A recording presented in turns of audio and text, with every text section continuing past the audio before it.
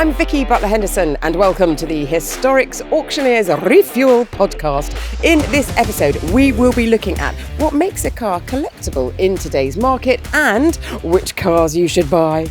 Buying or selling a classic car? Head to historics.co.uk or click below for a free valuation. Hello and welcome then to the Historics Auctioneers Refuel podcast. And this episode, we are delighted to be joined by the Octane magazine editor, James Elliott. Thank you very much. Pleasure to be here. Oh, good. I hope you'll say that at the end. I will, definitely. And to my right, trusty sidekick, Mathew Priddy. Trusty. Trusty. I like that. Yeah. Just side or kick. Well, just kick. Yeah. Hello, everybody. And you've got some very important words to share with us. Of course, always, if you are watching us on YouTube or on any of your socials, please do click like, subscribe, leave us any kind of abuse. All of it's very helpful. It means that we can keep on producing these. Aim the abuse at me, it's fine. Yes, thank you. Right, so let us understand a little bit more about James to start with. Tell us about your journalistic career, because our paths have crossed at some point. Sort of, and I was shocked to find out my paths crossed with Mathew as well, even Yes, earlier. yes. I started off in local newspapers, like a lot of people do. I worked for the Reading Evening Post, which I believe is now defunct.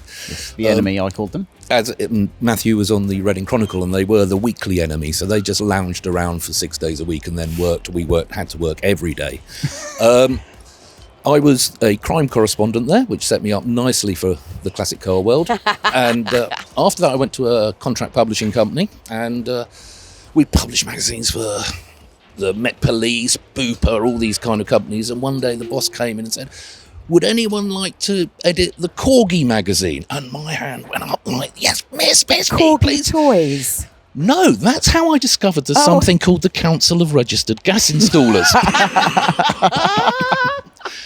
And that was the point where I knew I was in the wrong job. So I applied for everything at Haymarket, which at the time you had sort of two big publishers of motoring magazines in the UK, really. You had EMAP, as it was, up in Peterborough, and you had Haymarket in Teddington. I lived near Teddington, so it seemed to be the one to go for. And I got really lucky. I got a job on Classic and Sports Car magazine, and I stayed there 20 years, and it was absolutely fantastic, and I met some great people. And, of course, you worked at Haymarket at the same time. And then I moved on to Octane magazine, which was owned by Dennis Publishing at the point. But we've had a change of ownership again at the end of 2023 to the guys, Jeff Love and Dave Lillywhite, who actually set up Octane magazine in 2003. So I now work for Hot House Media, but for Octane magazine, 2017 to 2025, and absolutely loving it and enjoy every day of my life. I've been charmed. I love that. Just briefly, if I may, do you think being on the Reading Chronicle was a charmed life for you as well in those early days? As I said, we just put our feet up all week, and then just 10 minutes before deadline, we best book. Yeah, it was interesting because the two newspapers were at the end of the road from each other, and. I think in production, which was when I was in, there was less sort of competition, but I'm sure the journalists and they all knew each other and would have been competing to get things into print. Was there a lot of stuff going on in Reading that allowed it's to a fill two papers? An absolute hotbed of news. It was like news everywhere else, but just dialed down a bit. So you would sort of it was like London, but 65% of it. I love it. Right, James, tell us a little bit about the cars that you actually own, because you're a hoarder, I think I would say. I would have a lot more if I didn't live in London and I had space to keep them. Yeah. I will always have cars to fill whatever available space there is. At the moment, I've got three. I've got a 1965 Triumph 2000, which is actually to 2.5 PI spec that I've been running that since about 1998, I guess. I've got a Lotus Elan that I bought a couple of years ago, which isn't there yet. It's got a lot more work to do, but it's my third Elan. I've had a lease and a couple of Wedge Elite, a couple of other Lotuses as well. And I will get that Elan there, but I'm not in any hurry. It was very cheap. A reader gave me a special rate on it, and I will make that into a lovely car, but it'll take me time. And then I've got a Jensen Interceptor. Series 1, so 6.3 litre engine rather than the 7.2. And that went off to be restored in March 2019. And that all went a bit wrong. Is it still there? It's not there because he shut down and disappeared, and I've had to go and rescue it from there. And it's now with somebody I trust, the guy who's just restored my Triumph for me and done a beautiful job, James Godfrey Dunn, JGD, Classic Services. And he's going to quote me for finishing the Jensen off. But the way prices are going at the moment, I'm going to have to think about it, because I think that the quote might be considerably more than it's worth at the end of it, because prices are going through the floor a bit. Yeah. Well, though, with that little plug, you should look for a decent discount, shouldn't you? The paint was done by Peacock Prestige, who are similarly excellent. Carpets are.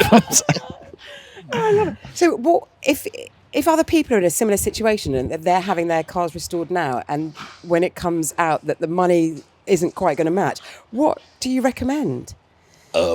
If you're restoring a car just to make money, then you shouldn't be restoring it. Yeah, that's the ultimate recommendation. If you're doing it for money. Yeah. I joke about the Jensen, but it's because I'm not emotionally committed to that car, because it's been out of sight and out of mind for so long. I actually bought it a month after my eldest child was born. I had only classics at that point, and I said to my wife, I'm off to go and buy a family hatchback.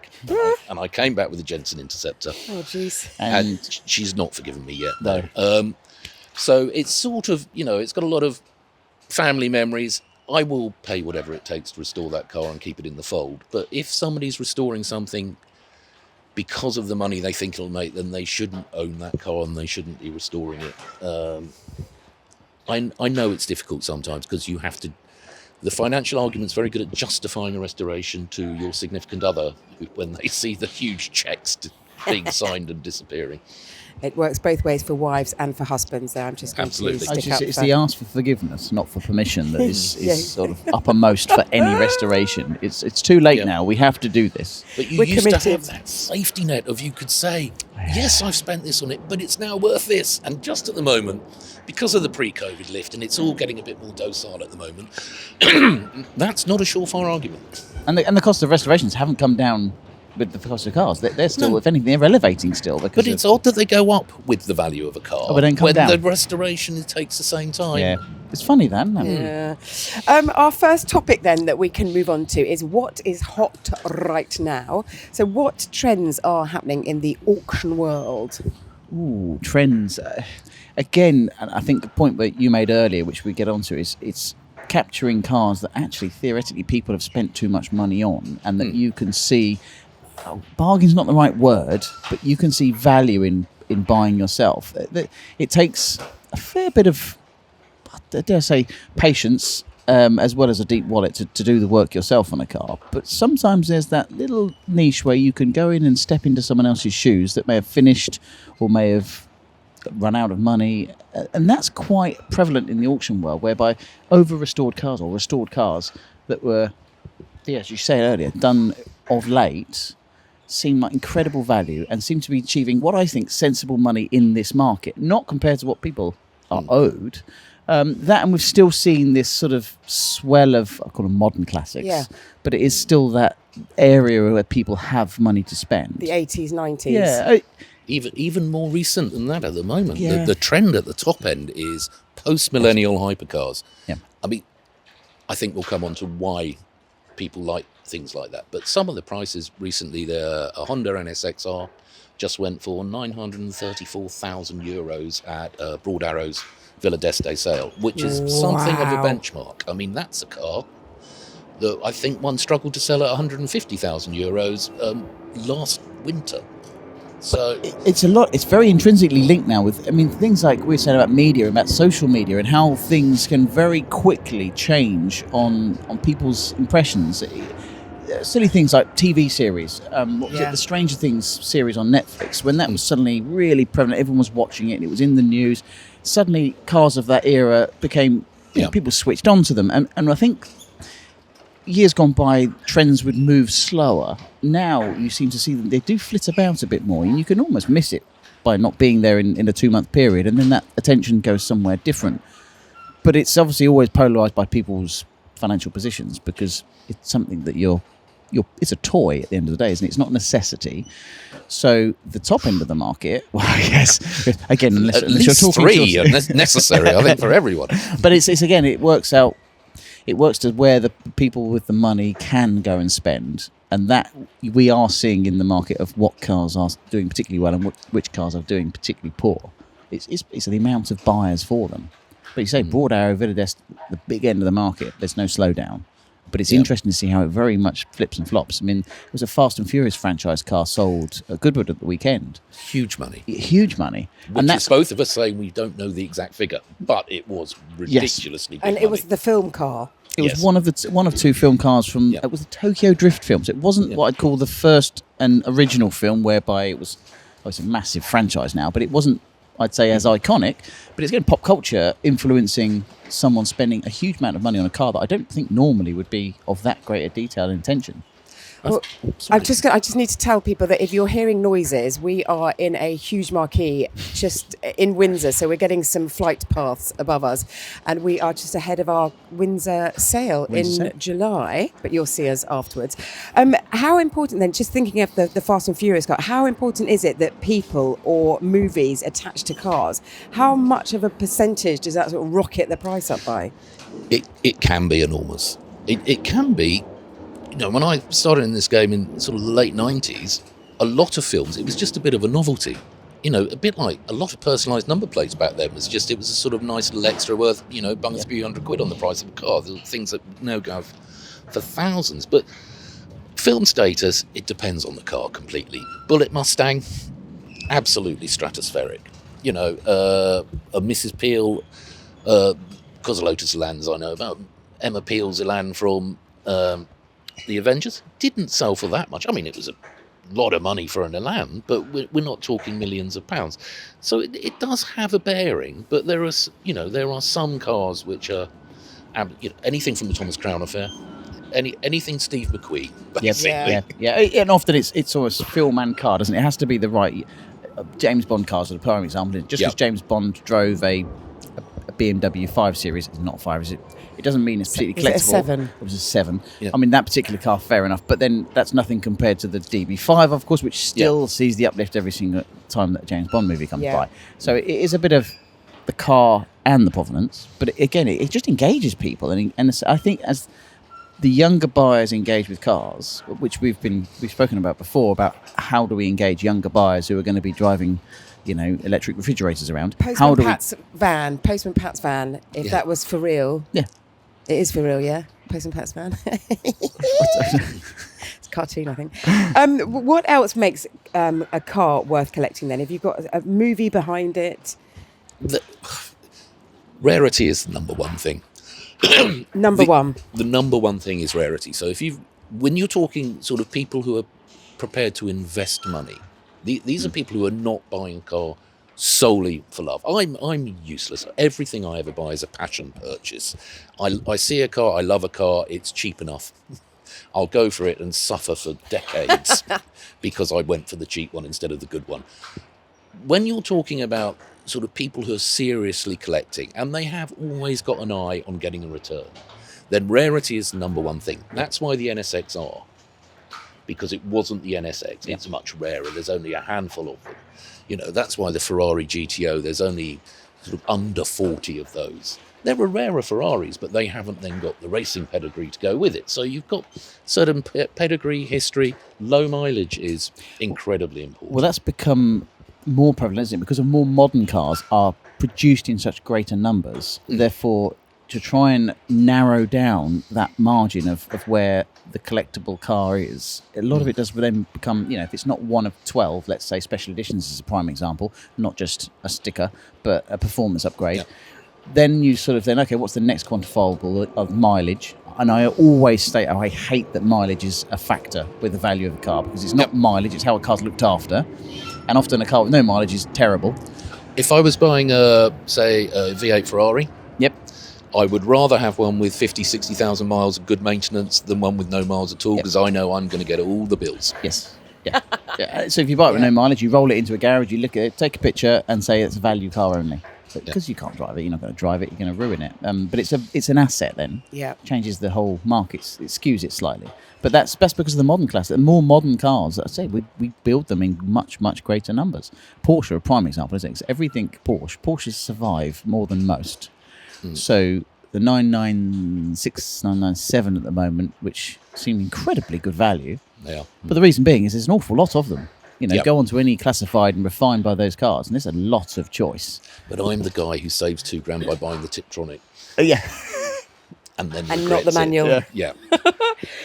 What are key moments, do you think, in a car's life that sort of puts them up to the top of the must-have list? The most important one is not having a key moment and being completely original.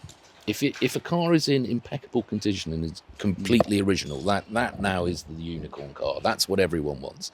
Failing that, you want it beautifully restored to better than original, which is largely done nowadays by all restorers because they've just got science and technology which they didn't have back in the 1960s and 70s. Or failing that, a preservation car or, a barn find car that you just make road legal if you want to use it or you don't. But that's the other big factor after mileage and after rarity. What about for modern classics? If a car, the Fiesta, for example, that is now not going to be made, so does that suddenly put Fiestas at a greater value? You'll be up again looking at the sort of upper models, really. And again, what cars that really are evocative from your childhood, maybe. So I remember when we were teenagers, there was the XR2s and again, trying to find a really original, lowish mileage XR2 is really difficult. Well, actually. trying to find one at all is very Surprisingly difficult. And the irony is that we were joking today, we saw a Citroen AX GT in incredible condition, thinking, well, how many of them are actually left? Because they were made in good numbers, but most of them just sort of thrown away or they were made like crisp packets, so they didn't really last very long. So there is an ability to things like Fiestas, if they become rarer in their numbers, could become collectible to a point. But cheaper cars don't tend to really climb the ladder, not massively. Minis bucking the trend, considering what they were and what they were making for a Mark 1 Cooper S, which was staggering for a short time. But traditionally, the lower the market value when it was new, the less of the ladder it will climb. Whereas, of course, if you purchase a brand new rare Ferrari, you know that full well you've got a greater chance of that moving forward. There's also the element of what you can do with it. So you mentioned the Mini Cooper S. You can go rallying, you can do all sorts of motorsport with that. That boosts prices. Yeah. That's why even the sort of most base level two-door Escorts, you can go rallying in that and you'll do really well if you're a good driver because there is an absolutely fantastic shell and chassis. Yeah. And that's why their prices are so elevated. Fiestas, when you said Fiesta, I didn't think XR2. I thought ST. And I thought, do you know what? You find me an immaculate, original, not very low, sort of 60,000 mile Fiesta Maintained. ST. What a great little runabout that is. Yeah, I think enthusiast owns probably the key thing. I mean, Ford enthusiasts are pretty sort of ferocious with how well they look after their cars. Well, And anything with RS, we know through our sales with we've got a historics, that they Cosworth just go over there. nuts. We've got a Cosworth that it feels like it's brand new and it's done 40-something thousand miles. But I'm thinking, are you sure? Has someone clocked it forward? Well, It is it looks, so- I can see it from here. Sadly, they can't, but it's absolutely beautiful. Yeah. Yeah, it Yeah. does. I think it'll be interesting to see what the end of the Fiesta does for certain marks, certain things that we remember.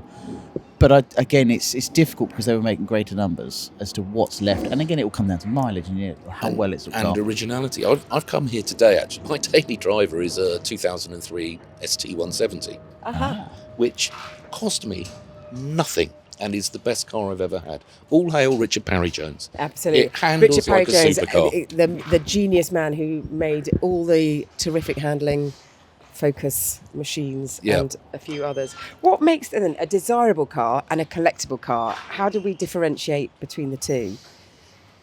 Or are they all the same? They're often the same thing. I mean, Yeah. if it's desirable, there's a strong chance it's collectible. But back to what we've just said, the aspects that make a desirable car collectible come down to, again, that rarity. But they have to be, I think a collectible car should be desirable. There are nuances where that's not the case. But generally speaking, part of it being collectible is that it's desirable to someone, to enough people. Well, let's take this Escort RS Cosy then that we've got here in the sale, 40,000 miles. Should somebody put that in a garage and wrap it up, or should somebody drive that? That's a $1 million question. Is really. the somebody me or somebody with some kind of financial sense? I think the best way forward is probably not far off of how it's been owned in the last 10 years. Is that it's not your daily, Yeah. But it's your weekend. You take it to shows, you enjoy it. So you're putting on a sensible amount of mileage and therefore maintaining it very well without doing, the M25 every day. Yeah. There's a lot of people who don't put, 1,000 miles a year on a classic car is a perfectly acceptable mileage. And if you did 1,000 miles, that's a trip to a couple of meetings, maybe a Goodwood, maybe something else. 1,000 miles, you can have a lot of good weekends out without really materially affecting the value. Yeah. And actually probably keeping in better mechanical shape. Yeah. We always say the same thing. The car's sat on trickle chargers and not being turned over. It's not great. No. Which always makes me laugh when you go to a collection and they've got more than, say, 4 or 5 cars. Well, how do you maintain all these cars? And they end up paying someone to drive them for them. Yeah. That's a job I want. Oh, yeah. That sounds good. James, what tips can you give for people who are potentially first-time buyers into the classic car market? Right. Research. And what does that look like?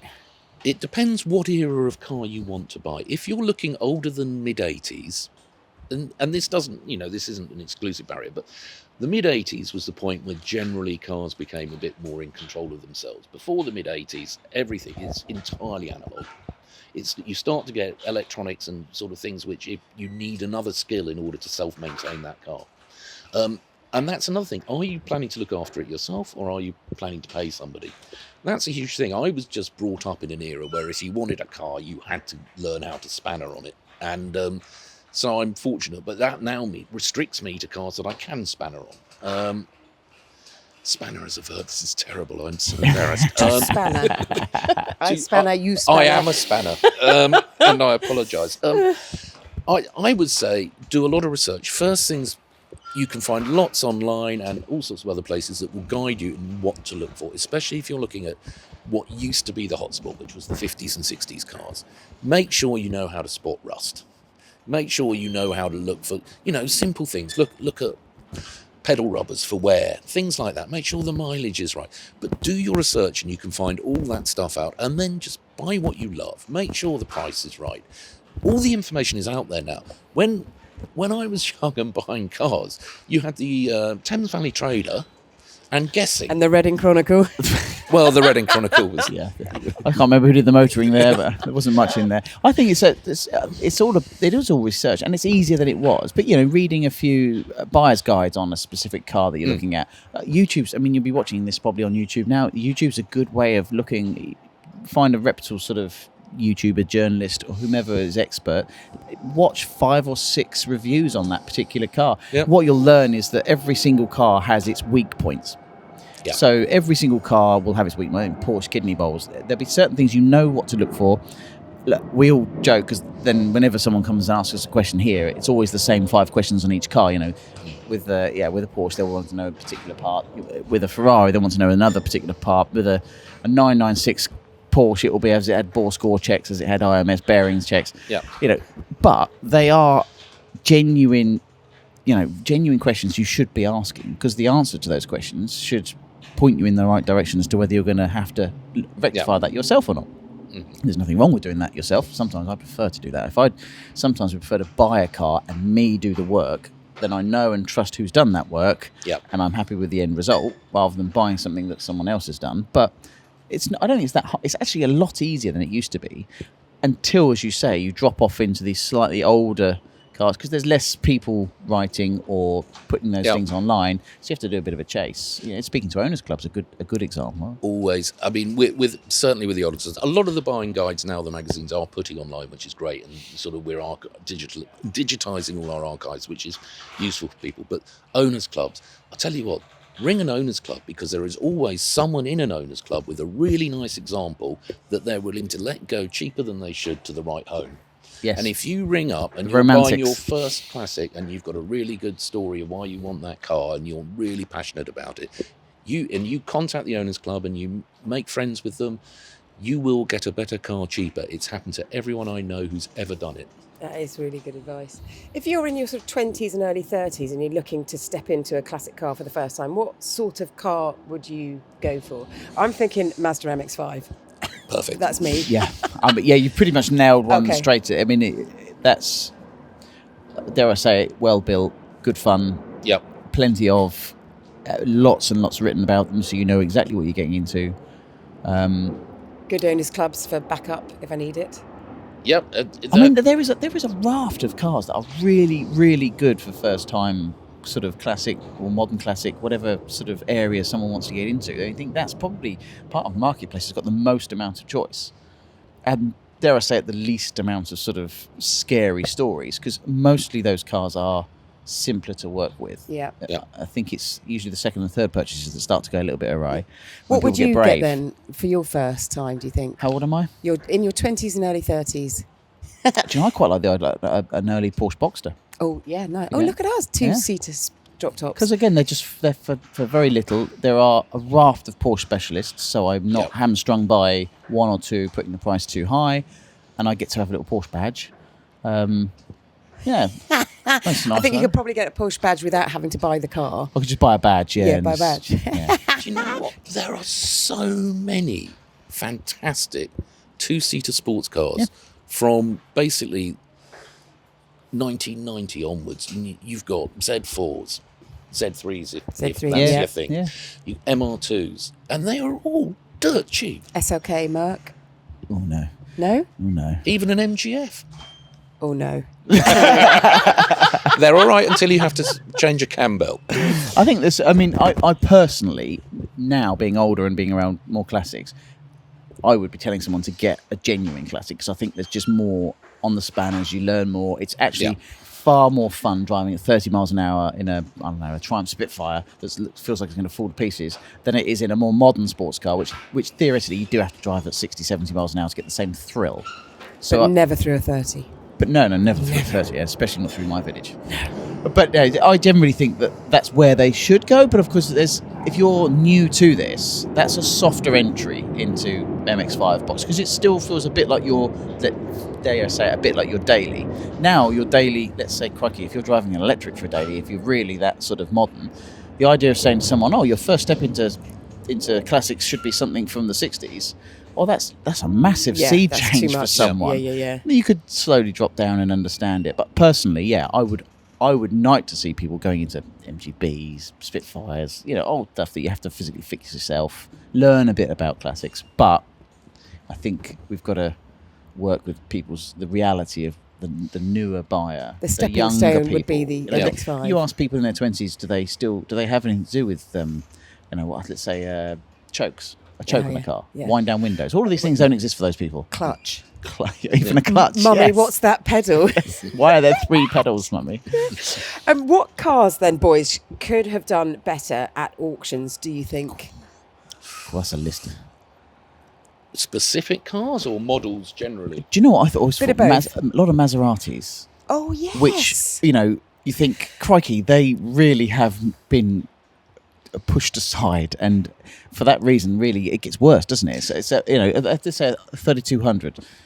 So that's got the Ferrari engine in it. They never did detune that. They said they did. They didn't. It's the same engine as in the Ferrari. Because it's become so cheap, people then haven't been maintaining them, and thus it's almost a self-fulfilling prophecy. But there's no reason why that shouldn't have been something that people quite liked, collected. It's a Maserati. It's a lovely Italian sports car, but if you're not worth 40,000, 50,000 pounds and you're worth 15,000 pounds, how do you warrant the Ferrari bill? That's a mark that just seems to miss. Only the top hypercars ever seem to make the real money, or the real classic beautiful cars. But a lot of those, if you compare them to similar Italian Exotica, are very cheap. Maserati Indies are cheap. Yes. Maserati Mexicos. If you got a Ferrari with similar capabilities, similar age, all the factors the same, is at least twice the price. I still find that the Merak and the Bora are holding prices well, considering. But again, by comparison to other marques around them, not got quite the same feel for it. Maybe it's a British thing. But that's one marque I've always thought that never. Whereas Alfa Romeo, on the other hand, has got a fantastic following. Such a good point. Yeah. And they're just as poorly built as each other. But what about the Quattroporte, the 4-door Maserati? Which I think is absolutely. But I wouldn't touch it with anyone's. Not a chance. But if someone said, "Do you want me to borrow it?" Yes.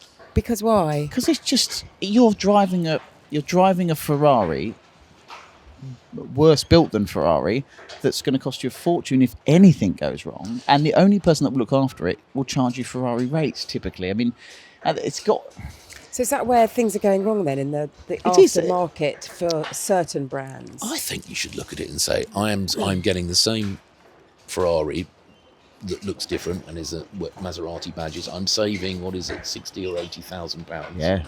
If you buy it new, so if I buy it second hand and I save my 60 or 80,000 pounds, put that invest into in it. Yeah. It is that mental arithmetic in your own head to understand that you're doing it because you love it, and it doesn't make any financial sense other than you're doing it because you love it. But we do things all the time that we pay to go and do our hobbies and things like that, and we're not getting any return on that. Well, the caveat, of course, is if you do the maths properly and sensibly, you're probably doing the wrong thing, because you've got to have that sort of lunatic fringe of passion that makes you throw all logic out of the window. Yeah. That's part of the game. Yeah. Although if I could have loved the idea of buying a Quattroporte and then trying to daily drive it.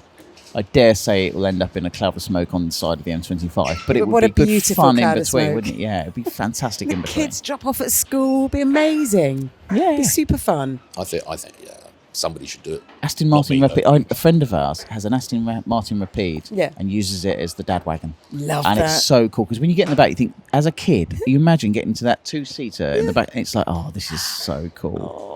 Proper memories there.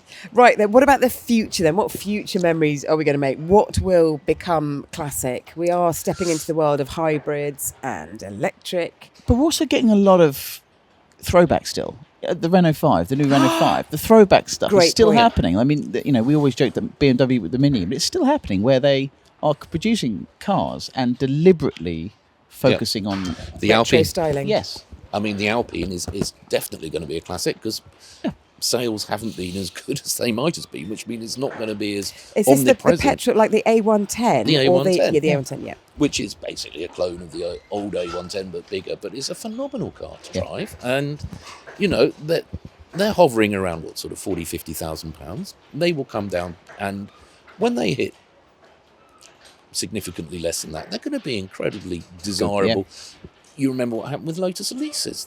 They all sank to 10 grand, at which point we all bought them up and abused them.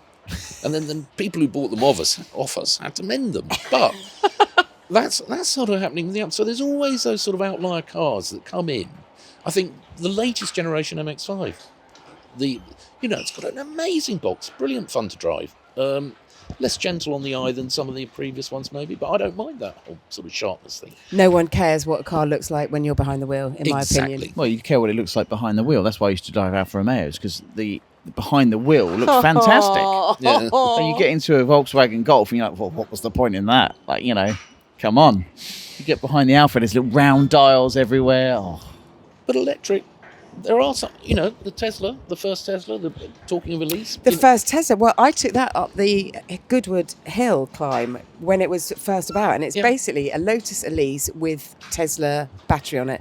And that was the first time that I had really tested an electric car in anger, zoomed off the lights, off the start line, went up the hill, and as I was beginning to brake... You needed to recharge. And you just pull over halfway up the hill. Popped in a couple of AAAs. But I couldn't work out the sound of braking. There was no engine noise, no engine braking sound for me to think, am I at the right speed? And that absolutely foxed me and has stayed with me in such, it was so I remember important. the first time I drove a BMW, the little BMW electric. i3? Yes, i3. with the braking up. The first time I was lift off brake, and I regenerative. nearly shot myself through. Yeah, because you sort of let But the fun you have with it, trying to gauge when to lift off when there's pure traffic in front of you. No, it's a massive no for me. That lift up, it works if you're on it all the time, but if you then jump into other cars, that's the foible, isn't it? I think the i3 is one of the ones that will become a classic. Great call. Because it's a laboratory. Great call. Like the Audi A2. Audi A2 is a great car. The original Nissan Leaf. Sit in an Audi A2, Oh, no, sorry, Honda Insight. Yeah, yes. The original Honda Insight. These cars, when they're a technological laboratory, Yeah. they've got something that sets them apart. And I think Yes. in the future, the i3, because of that, will become collectible. If you ever sit in an Audi A2, turn the windscreen wipers on full and feel yourself doing this. Seriously? Yes, it's Really? so powerful. It just does that in the car. But it's like a lot of cars that I think are fantastic, and I'm really pleased that other people own them. Yeah, I love the fact that other people own certain cars because I get to see them and enjoy them, but I don't have to This is the perfect write part a of this check job. at the end. Yeah, Citroen SM, Alfa Montreal, cars I adore, cars I admire. I'm really pleased other people Yeah. are committing themselves to them. Yeah, this is my job. This is my job all day long. What classic cars do you have? I don't need to. Yeah. Just take someone else's keys. Yeah. So what would be in your dream classic car garage then? You're allowed 3 cars. I'm going to have 3 cars. Yeah. What would you Oh, have? my word. See, I wouldn't go... Like, I'm coming to you, James, by the way, Yeah, so stop I'm thinking. already thinking about it. Okay.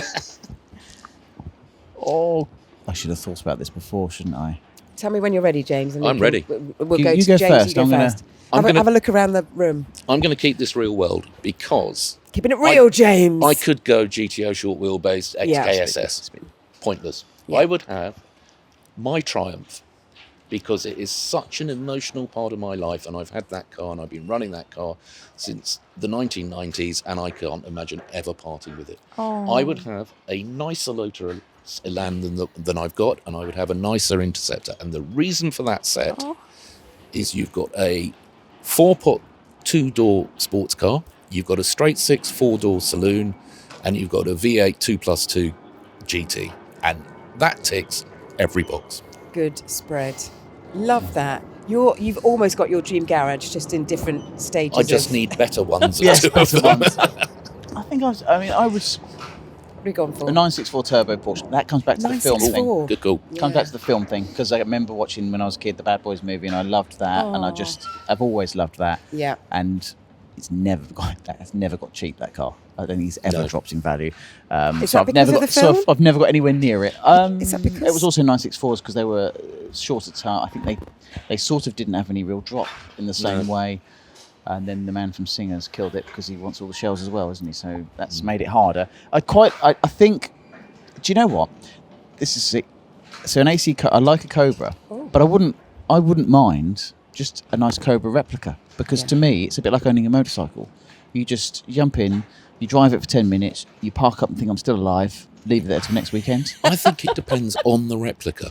Yes. If you've got a massive 427 with arches out there and Shelby stripes everywhere, maybe not. No, If you've got a really tasteful one that looks Yes. like a silver 289, no hoops, no Exactly adornments on that. it, people think it's real. Yeah, and I that's the sort of one. It's all about the grunt of the ridiculous engine in such a small car. And again, I do liken it to owning a motorcycle. So I wouldn't drive it very far.